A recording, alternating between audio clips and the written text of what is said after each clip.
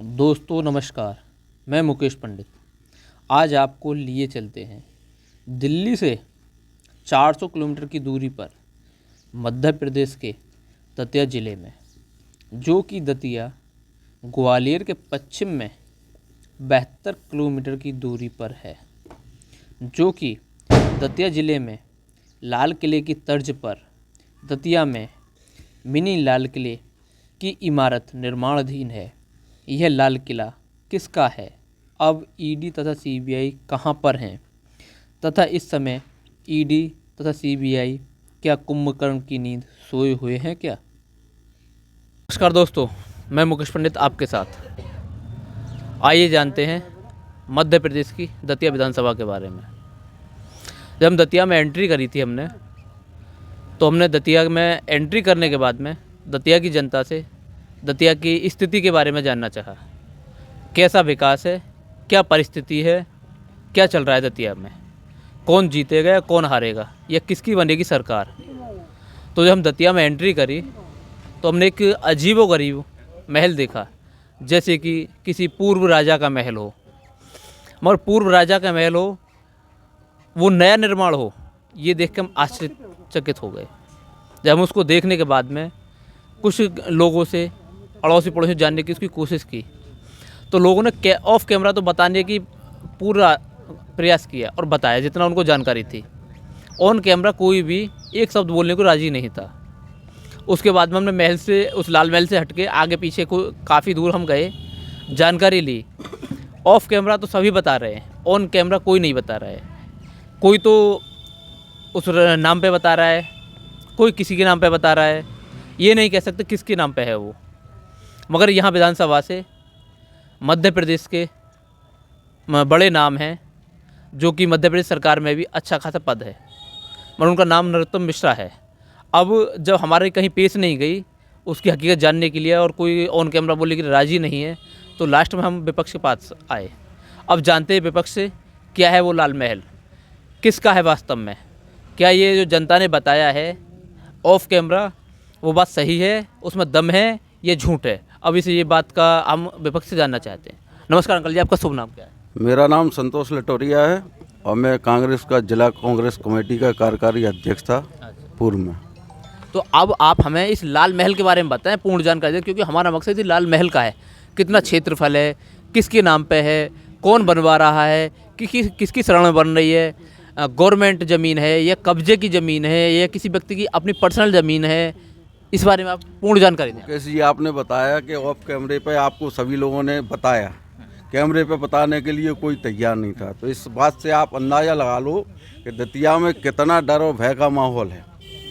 वो तो हमें दिख रहा है, मगर आप अब इस चीज़ के बारे में बताएं, क्योंकि हमेशा हर चीज़ें ऑन कैमरा ही मानी जाती है, ऑफ कैमरा कोई मानी नहीं जाती है।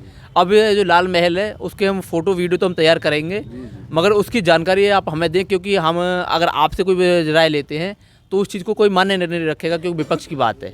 इसको हर व्यक्ति ये कह देगा कि विपक्ष आरोप लगा रहा है। उस लाल महल को हम दिखाएंगे, लाल महल को।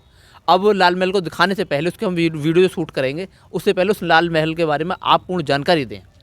लाल महल जैसा बच्चे को पता है, हमारे माननीय गृह मंत्री जी का बन रहा है, ठीक है, लेकिन नेता लोग अपने नाम पे तो रजिस्ट्री कराते नहीं हैं। हाँ। किसी ना किसी के नाम पे वो करवा देते हैं, लेकिन दतिया के सारे लोगों को पता है कि माननीय मुख्यमंत्री, उनका माननीय गृह मंत्री जी का, तो वो लाल महल बन रहा है। और चूँकि वो किसी के मालिकाना हक की ज़मीन थी, उसमें शायद 3 भाई हैं, जैसा हमें जितनी जानकारी है, लोगों से जानकारी जो, तो उसमें से शायद 2 लोगों से उनने रजिस्ट्री कराई है। और एक जो भाई है वो बेचारा बहुत परेशान है, कई जगह गया है, वो उसने आवेदन वगैरह भी दिया, लेकिन उसकी कोई सुनवाई नहीं। उसका नाम दर्ज है, खसरा कतौनी में उसका नाम दर्ज है, लेकिन उसको कुछ नहीं मिला, उसको डरा धमका के भगा दिया गया। तो ये महल जो बनना स्टार्ट हुआ, कब से स्टार्ट हुआ था, कितना समय हो गया इसको? ये लगभग 2-2.5 साल से बन रहा है। तो जैसे कि 2-2.5 साल बन रहा है, तो इससे पहले भी तो और भी तो ज़मीन पर कब्जे होंगे या बिल्डिंग होंगी या कुछ तो होगा यहाँ से अलग, जो हमने नहीं देखा है। जब यहाँ देखा तो और भी कहीं ना कुछ तो होगा है। तमाम जगह हैं ऐसी, लेकिन चूंकि है क्या कि डर और भय की वजह से कोई बेचारे लोग शिकायत भी नहीं कर पा रहे, तो वो चीज़ें एकदम ओपन भी नहीं आ पाती हैं। तो लोग डरे सहमे हैं जब वो शिकायत नहीं कर पा रहे हैं, ठीक है, हमने माना लोग डर रहे हैं, वो चीज़ हमने देखी भी है। मगर हम एक जानकारी लेना चाहते हैं आपसे। चलो ये तो 2 साल या 2.5 साल से चल रहा है, मगर आपकी सरकार भी तो 1.5 साल काम किया था आपकी सरकार ने। आपकी सरकार ने से पहले भी तो कब्जे होंगे कुछ, या बने हुआ कुछ, कहीं ना कोई अवैध काम भी होगा। आपकी सरकार ने 1.5 साल में क्या कार्रवाई की थी? 1.5 साल का समय पर्याप्त नहीं होता है ऐसी चीज़ों के लिए। अगर कोई आप फाइल वगैरह भी निकलवाओ, उसकी जांच में भी दो, तो 1-2 साल वैसे ही निकल जाते हैं। उसी में लोकसभा चुनाव आ गया, आचार संहिता लग गई। तो ये होता क्या है, पहले विकास के लिए सोचते हैं मुख्यमंत्री जी जो बनते हैं, किसानों के कर्जे माफ़ी की उसकी फाइलों में भी दे रहे वो, तो वो भी पूरा नहीं कर पाया क्योंकि इन्होंने सरकार गिरा दी। तो ऐसे वो आते नंबर पर जब तक हमारी सरकार चली गई, निश्चित ही नहीं तो कार्रवाई होती। नहीं कार्रवाई होती, वो बात हम मान रहे हैं आपकी, मगर कोई हलचल हुई थी या नहीं हुई थी? इनके नाम पे कोई चर्चा हुई थी जांच का, या जो कब्जे की ज़मीन है उसको कब्जा मुक्त कराने की कोई हुई थी हलचल? नहीं हुई है ना, ऊपर लेवल पर हुई थी, लेकिन वो धरातल पर नहीं उतर पाई क्योंकि समय इतना नहीं मिल पाया कांग्रेस की सरकार को। लेकिन चूँकि अब सरकार बनेगी, निश्चित ही कार्रवाई होगी, पूरी तरीके से होगी, और जो कब्जे हैं वो सब कब्जे मुक्त कराए जाएंगे कब्जों से। तो अब जो तुम्हारा ये जो लाल महल है, इसका लगभग क्षेत्रफल कितना होगा? अब एरिया का हम आपको नहीं बता सकते। एक अनुमानित लगभग हाँ 1.5 बीघा के आसपास ज़मीन है वो। और इसमें पैसा कितना लग चुका होगा अनुमान? अरे ये तो जो लगा रहा है उससे पूछो कितना वो पैसा लगा रहे, कहाँ से ला रहे। ये सारा भ्रष्टाचार का पैसा लग रहा है उसमें। अब उसका हम क्या आंकलन बता दें कि वो कितना लगा रहे हैं उसमें, और कितना अभी और लगना है। नहीं आंकलन नहीं, देखो अनुमान जब विपक्ष में आदमी होता है, देखो आम आदमी तो देख के एक अनुमान बता सकता है, विपक्ष में तो रहता है किसी के भी कहीं भी हो, कोई विपक्ष हो, जानकारी रहती है लगभग कितना, लगभग कितना करोड़ के आसपास, लगभग 50 करोड़ के आसपास। अब चूंकि देखो हम लोग तो विपक्ष के अंदर तो जा नहीं सकते उसमें, कि उसको अंदर से भी देखें कि कितना क्या लगा है, कौन कौन सी चीज़ें उसमें हैं। हम लोग तो बाहर से ही देखते हैं उसको, तो उसके हिसाब से लगता है 50 करोड़ के आसपास। और जो ये पत्थर लग रहा है, कौन सा पत्थर है लाल? अरे अब ये हम नहीं बता सकते कौन सा पत्थर है। पत्थर का लाल पत्थर दिखता है, लेकिन अब उसमें अपन नहीं जानते। FIR हो जाए को कैसे भैया जी? तो हम लोग ज़्यादा घूर के देखने लगे तो कहे FIR हो जाए को। FIR हो जाएगा? और क्या घूरने से FIR हो जाएगा? ऐसा जो है शिष्टाचार संस्कार दतिया में बचे नहीं है। हमारे यहाँ जो संस्कृति थी, एक दूसरे का जो प्रेम भाव था दतिया में, वो ख़त्म हो गया। हिंदू भारत और पाकिस्तान। और सबस आप बताओ, आप कुछ कहना चाह रहे थे अभी? मैं ये कह रहा था कि हमारे यहाँ ये सब परंपराएं अब ख़त्म हो गई। मेल मुलाकात जो राजनीति में होती थी, अब वो दतिया में संभव नहीं है। हमारे यहाँ हम लोगों को पाकिस्तान समझा जाता है और वो लोग अपने आप को बहुत बड़े कट्टर हिंदू समझते हैं। कुछ ऐसे हालात हो गए। हमारे यहाँ जो प्रेम भाव था वो अब सब कुछ ख़त्म हो गया। बहुत ही जो है घर घर हम सब कांग्रेसियों के CCTV कैमरे लगे हुए हैं। हम लोग 24 घंटे सुरक्षा के लिहाज से अपने अपने घरों में कैमरे की सुरक्षा में रहते हैं। ये हालात है। लगभग हमारे कई सैकड़ा कांग्रेसियों पर फर्जी मुकदमे भी लगे, यहाँ तक कि हमारे रायन भारती जी को भी जेल जाना पड़ा। उनके साथ में तमाम हमारे कांग्रेस परिवार के साथी हैं, वो सबको भी जेल जाना पड़ा। मेरे ऊपर भी केस लगा था फर्जी लूट का। मैं भी 32 दिन जेल रहा हूँ। हम एक बात आपसे जानना चाह रहा था, क्योंकि आपने पाकिस्तान वाली बात कही थी कि डर का माहौल है और हमें पाकिस्तानी समझते हैं। इस बीच में आपका नाम जानना चाहे तो आपका शुभ नाम क्या है? मेरा नाम राघवेंद्र सिंह यादव है। मैं जिला महामंत्री हूँ कांग्रेस कमेटी में। आप यादव हो और हम आपके गले में माला भी देख रहे हैं, तो इतने पे भी आपको मुस्लिम घोषित कर रहे हैं, पाकिस्तानी बता रहे हैं? अरे यहाँ की राजनीति अलग चल रही है। भाजपा जो है दतिया में सिर्फ और सिर्फ अब झूठ का सहारा ले रही है। अभी हमारे कमलनाथ जी आए थे, उनके वीडियो में एडिटिंग कर दी है। उन्होंने ये कहा था कि हमें दतिया को गुलामी से मुक्त करना है। भाजपा के नेताओं ने उनके वीडियो में एडिटिंग करके उसमें डाल दिया कुत्ता। अब ये सब राजनीति ये स्तर गिर जाएगा, इससे क्या होगा? ये तो लोकतंत्री हत्या है। चुनाव किस लिए हो रहे हैं? जनता जैसे आपको नकार रही है, जन आक्रोश है, तो आप मैदान से हटिए, हार स्वीकार करिए। लेकिन आप कमलनाथ जी का वीडियो में छेड़छाड़ कर रहे हैं, राजन भारती जी के वीडियो में आप छेड़छाड़ करवा रहे हैं, इससे क्या मैसेज देना चाह रहे हैं?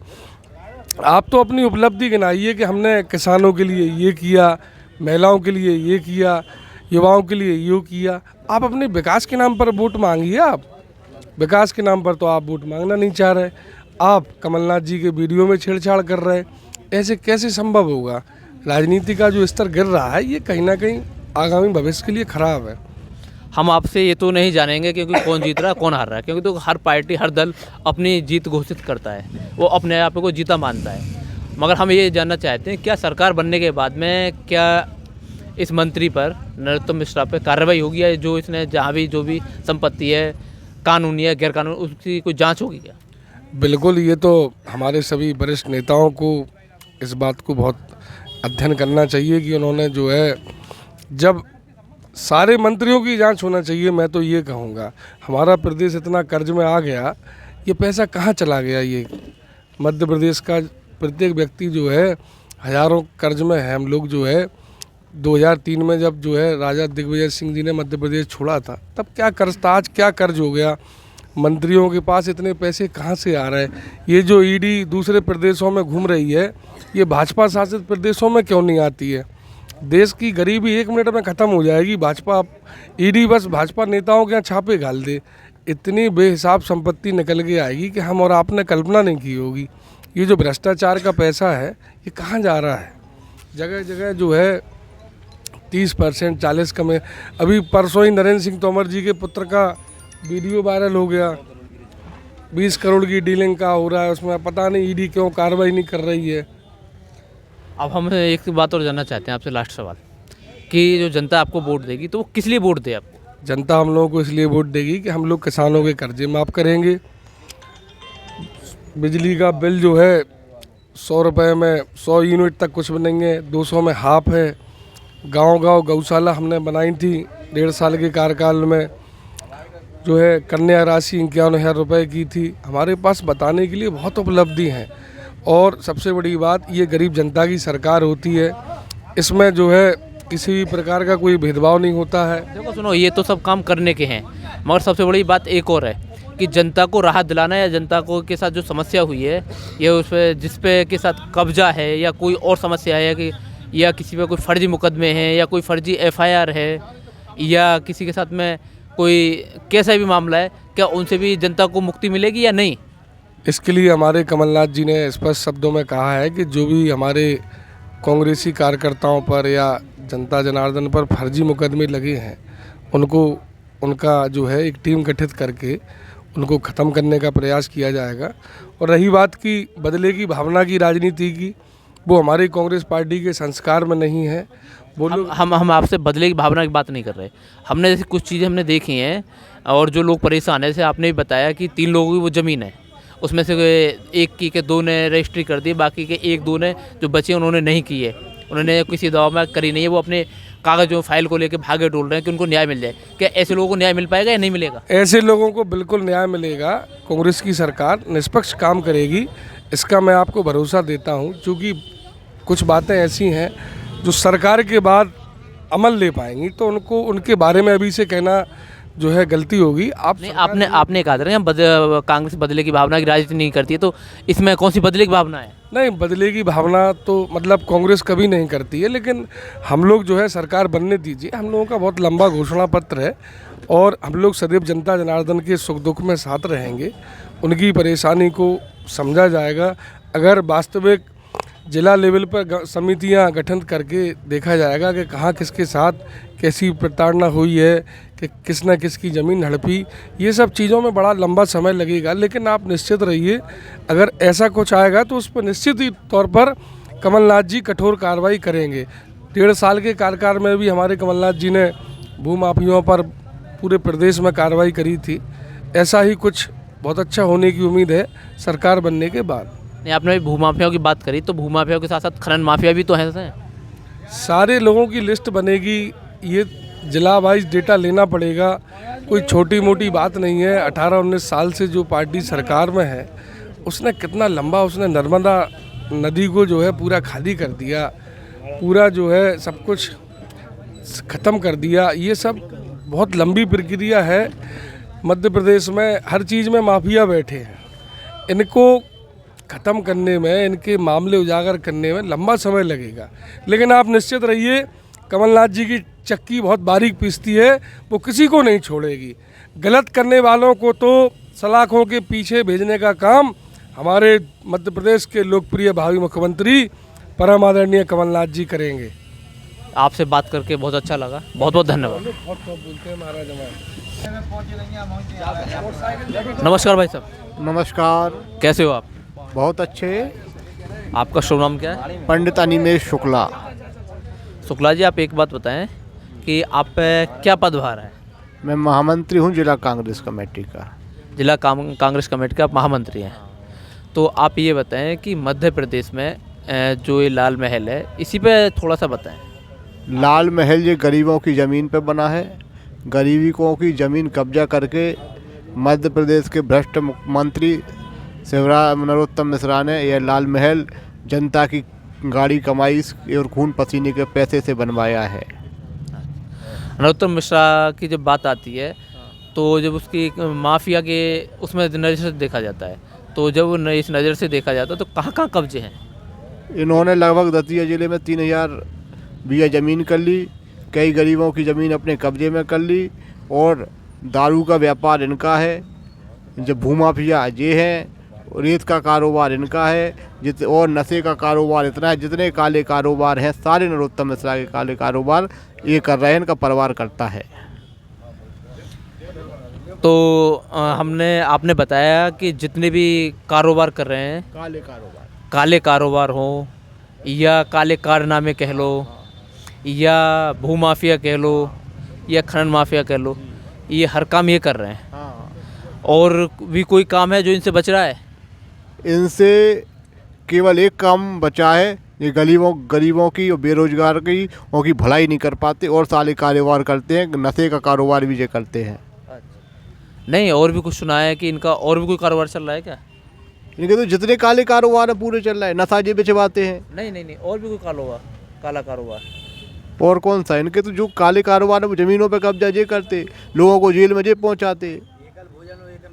एकल भोजन और एकल विश्राम का जो कार्यक्रम है वो चलता है, लेकिन उससे महिलाएं भयभीत हैं। जिस घर में जाते हैं उस घर की महिलाएं भयभीत हो जाती हैं।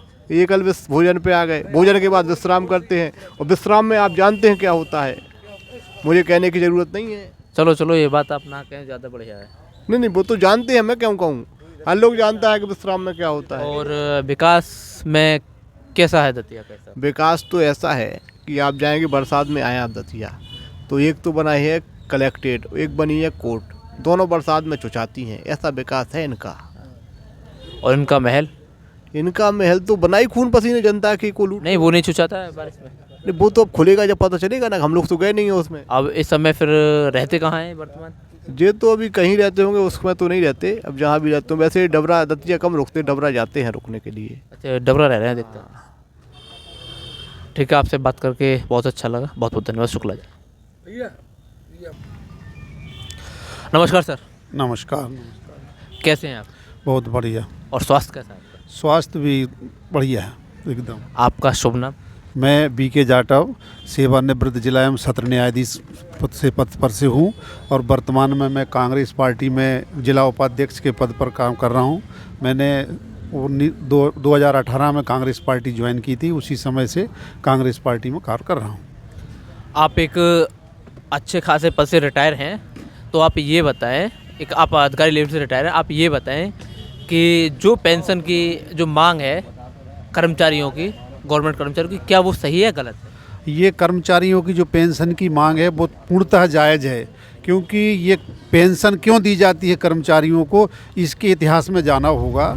जब हमारे देश पे अंग्रेज़ों का शासन था, उस समय अंग्रेज़ यहाँ पर शासन व्यवस्था चलाते थे, तो उनके जो अधिकारी थे और कर्मचारी थे, देश की जनता के साथ न्यायपूर्ण तरीके से ईमानदारी से शासन चलाएं, ताकि उनका इस शासन सही तरीके से चले और लोगों के साथ न्याय हो।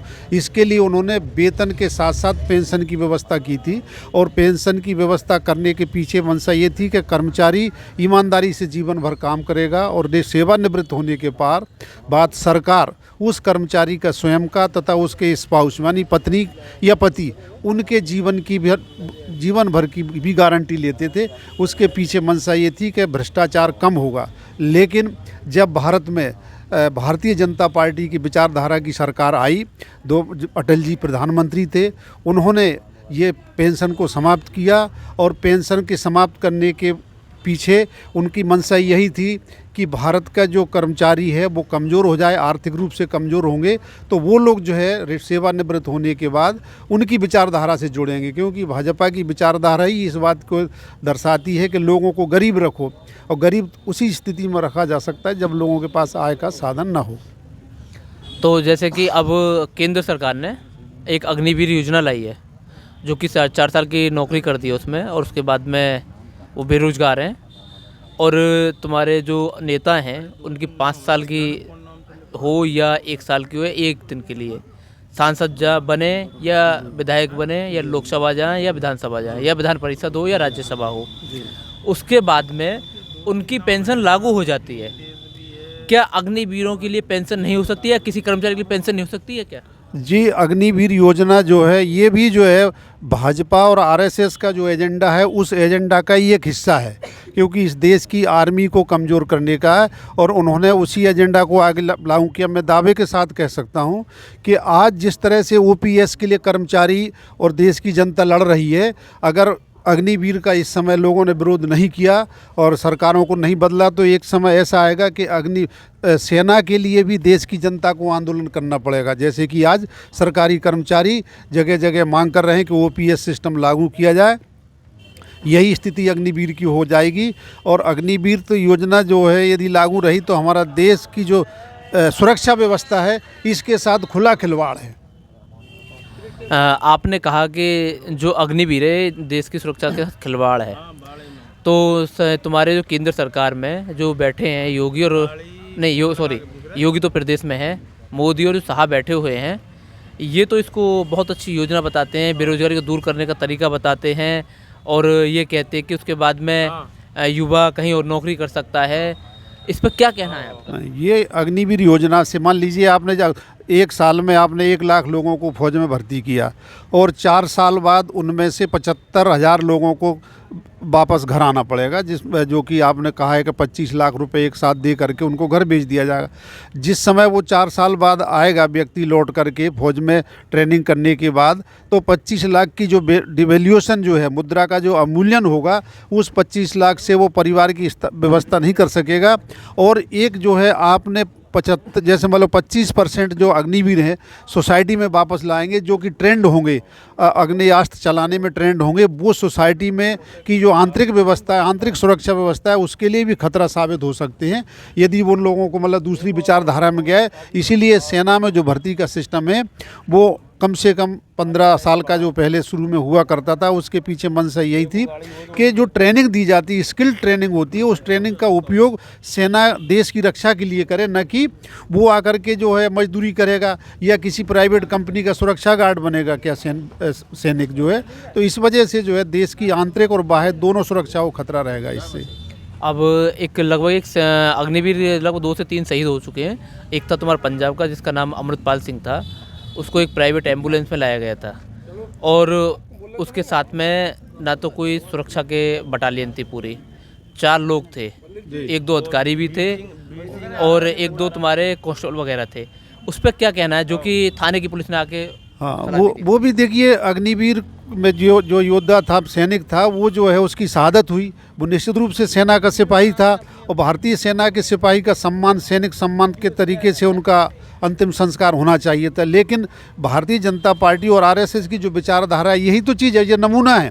ये इन्होंने जो है जिस तरह से भारतीय झंडे का वो अपमान किया है, ये भी एक सोची समझी चाल थी कि जिस झंडे को उन्होंने भारत 70 साल तक जो है अपने कार्यालय पे स्थापित नहीं किया, उस झंडे को भी उन्होंने इस तरह से अपमानित कर दिया है कि वो झंडे को का भी सम्मान नहीं रहा। इसी तरह से सेना का जो सम्मान है उसको अग्निवीर योजना के माध्यम से करना चाहते हैं। आपसे बात करके बहुत बहुत अच्छा लगा।